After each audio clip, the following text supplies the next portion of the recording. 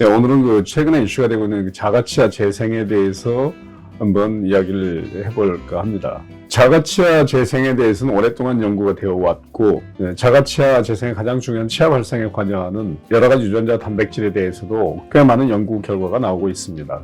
최근 들어서 굉장히 이슈가 되고 있는 USAG1 단백질이 있는데, 치아 발생 과정에서 치아의 발생을 억제해주는 그런 단백질로 알려져 있고, 이 억제 단백이라는 것은 사실은 이제 우리가 어떤 특정 물질이나 아니면 특정 기관을 형성하는데 그 단백질이 작용함으로써 그 기관이라든지 물질 아니면 특정 조직을 형성하는 부분을 억제시켜주는 그런 단백질이라고 보시면 됩니다. 우리가 이제 치아 발생에 대해서 이야기를 해볼 수가 있는데, 치아 발생 단계에서 우리는 이제 치배가 형성이 되게 됩니다. 치배라는 것은 치아의 싹을 말합니다. 치아의 싹인데, 치아의 싹은 두 가지가 있어요. 첫 번째는 바로 유치가 만들어지는 유치 치배가 있고, 두 번째는 영구치가 만드는 영구치 치배가 있습니다. 우리가 이 두 가지 치배 외에도 제3의 치배가 있다. 최근 이제 실험 결과와 레포트로 나온 주장이라고 할 수가 있습니다. 그러면 USAG1을 억제시켜서 발생을 시켰을 때 새로운 치아가 만들어질 수 있다라고 하는 그런 전제 조건 하에서, 그러면은 우리가 USAG1 단백질을 억제시키는 항체 약을 만들어내면은 USAG1만 억제시키면 치아가 다시 만들어지지 않느냐, 이런 가설 하에서 지금 진행되고 있는 것이 일본에서 최근에 신약으로 만들어지고 있는 USAG1 억제 항체 약이라고 할 수가 있습니다. 치배가 형성되는 시기는 수정란이라는 것은 이제 정자와 난자가 결합하고 나서 발생을 시작하게 됩니다. 그 발생을 시작하면서 대략 한 45일 정도 지나면은 치배가 이제 형성되기 시작합니다. 그래서 이제 이 치아라는 기관을 결국은 형성할 수 있는 싹을 만들어 주는 겁니다. 그런데 우리가 이제 과거에는 이제 유치 치배하고 영구치 치배 두 가지의 형태의 치배가 형성된다라고만 알고 있었는데, 사실은 제3의 치배까지도 이미 형성될 수 있는 그런 포텐셜을 가지고 있다. 그래서 이 제3의 치아를 만들기 위해서는 이 치배 형성을 억제하는 USAG1이라는 단백질을 억제하는 그런 항체 약을 만들면 된다라는 그런 가설 하에서 지금 진행하고 있는 어찌 보면 프로젝트라고 보면 될 것 같습니다. 이 항체 약은 사실 최근에 굉장히 각광받고 있는 약 중에 하나입니다. 우리 몸에 이제 여러 가지 질환이 생기거나 아니면 여러 가지 이제 치료를 해야 될 때, 과거에는 직접적으로 어떤 물질을 파괴시키는 화학적인 약을 사용했다면은, 최근 들어서는 항체를 통해서 그 특정 단백질을 억제해버림으로써 어떤 질환을 치료하는 그런 약들이 많이 개발되고 있습니다. 말하자면 이제 이런 항체 약의 개발, 이것을 발판으로 해서 그러면 USAG1이라는 단백질을 쉽게 억제시킬 수 있는, 우리가 항체약을 개발할 수 있으니까 우리는 그 USAG1 단백질을 억제하는 항체약을 만들어서 그것만 억제시키면은 우린 제3의 치배를 통해서 치아를 또 얻을 수 있다. 이런, 말하자면 굉장히 획기적인 아이디어를 가지고 지금 연구 중인 프로젝트라고 보시면 되겠습니다.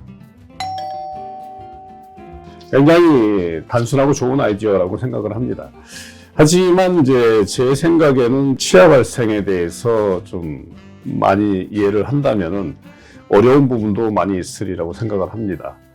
왜냐하면은 우리가 이제 치배가 일단은 형성이 됐다는 전제 하에서 우리가 이 약을 사용했을 때 제3의 치아가 생겨날 수 있다라고 말할 수가 있는데, 만약에 치배가 형성되지 않은 상태라면 아예 처음부터 무치약이라고 이야기하는데, 완전 무치라고 할 수도 있고 부분 무치라고 할 수도 있는데, 치아가 발생하지 않는 그런 선천적인 그런 질환들이 있습니다.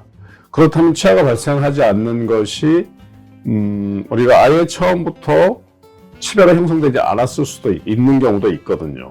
그러면은 그 약을 쓴다고 하더라도 실질적으로 치아가 발생하지 않을 수도 있다고 저는 생각을 합니다. 또 예를 들어서 치매가 형성되어 있다고 하더라도 사실은 문제가 또 생길 수 있다고 봅니다. 왜냐하면 제3의 치매가 과연 완전한 형태의 치아로 발생을 할 수 있을 것인가, 이 부분도 상당히 의문이 될 수가 있고, 또 우리의 치아는 영구치의 경우에는 사랑니까지 포함했을 때 32개의 치아를 가지고 있습니다. 그런데 이 32개의 치아는 각각의 형태가 모두 다릅니다. 이 치아의 크기도 모두 다르고 형태가 모두 다릅니다. 그리고 위치도 다릅니다. 그러면 이 정확한 위치, 정확한 형태, 정확한 크기, 이것까지 완벽하게 재현해서 치아의 발생이 이루어질 것인가, 여기에 대한 것은 사실은 아직 많은 실험이 필요하다고 생각을 합니다. 그리고 결과적으로 이제 만약에 치아의 발생이 이루어졌다고 하더라도 그 치아의 형태라든지 위치가 달라질 수 있기 때문에 그런 것을 또 조절해주기 위해서는 일본에서 지금 개발하고 있는 약, USAG1을 항체로 억제시키는 약, 그 하나만 가지고 모든 것을 컨트롤하기는 굉장히 어렵다고 생각을 합니다. USAG1을 억제하는 항체 신약을 개발했다. 그러면은 제3의 치매가 완전히 있다는 전제하에 치아를 발생시킬 수는 있겠죠. 그렇지만은 그 디테일한 조절, 치아의 크기라든지, 그다음에 치아의 위치라든지, 치아의 형태라든지, 이런 모든 것을 완벽하게 조절할 수 있는 약은 아니죠. 하지만 그렇다면 우리는 이런 전제 조건이 있을 때는 가능합니다. 제3의 치아가 영구 치아하고 똑같은 형태로 다시 똑같이 발생을 할 수가 있다 라고 하는 전제를 깐다면은 분명히 가능합니다. 그렇지만 여러 가지 지금 현재 실험 결과를 봤을 때 그 치아가 완벽하게 영구 치아하고 똑같은 형태로 나타나느냐, 사실 그런 형태가 나타나는 것은 현재 보지를 못했습니다. 실험 결과로 봤을 때. 그래서 이제 약의 투여 양이라든지 그 다음에 투여 시간, 이런 것에 따라서 달라질 수는 있겠죠. 하지만 과연 이 억제 단백을 파괴시키는 항체 약을 가지고 이 모든 것을 완벽하게 조절할 수 있다, 이 부분에 대해서는 저는 상당히 조금 의문이 들기는 합니다. 또 하나 이제 좀 의문이 드는 부분이 또 있습니다. 왜냐하면 이 약물을 전신적으로 투여했을 때 모든 치아가 다 활성화된다. 그러면 필요 없는 치아가 또 날 수도 있잖아요. 그래서 이런 부분은 사실 어떻게 컨트롤하느냐, 이 부분도 굉장히 의문이 될 수가 있고, 영구치아가 하나가 빠졌다. 그럼 이 영구치아를 그 위치에서 다시 발생시키기 위해서는 국소적으로 약물이 작용을 해야 될 것인데, 그 국소적인 작용이 과연 가능할 것인가, 이 부분에 대해서도 저는 좀 의문이 들기도 합니다. 결과적으로는 사실은 이제 앞으로 이 약물의 사용이라든지 약물을 어떻게 적용할 것인지, 이런 부분에 대해서도 사실은 조금 많은 의문을 가지고 있기는 합니다. 하지만 이런 것까지 사실 전체적으로 다 조절할 수 있는 그런 약물이 개발이 되고, 또 국소적으로 적용할 수 있는 약물도 개발되고 한다면은 사실은 이것이 현실화될 수 있는 가능성도 있다고 생각을 합니다. 우리 치아 발생은 사실은 생각보다도 굉장히 복잡한 과정에 있습니다. 유전자에 의해서 굉장히 정교하게 조절이 되고, 또 이 유전자가 만들어내는 여러 가지 물질들, 특히 단백질에 의해서 이것들이 조절되면서 가장 이제 정상적인 위치, 정상적인 크기, 그다음에 정상적인 개수가 형성이 되게 되는데, 이 과정들이 사실은 생각보다도 굉장히 복잡합니다. 거의 기적에 가까울 정도로 굉장히 정교한 과정을 거치게 되고, 이러한 과정을 통해서 32개의 치아가 만들어지고, 각각의 위치에 각각의 크기 다 다르게. 그래서 이런 기적에 가까운 어떤 과정들이 약물 하나로 컨트롤 된다라고 한다면은 그 부분은 좀 굉장히 조금 의문의 여지는 있다고 생각을 합니다.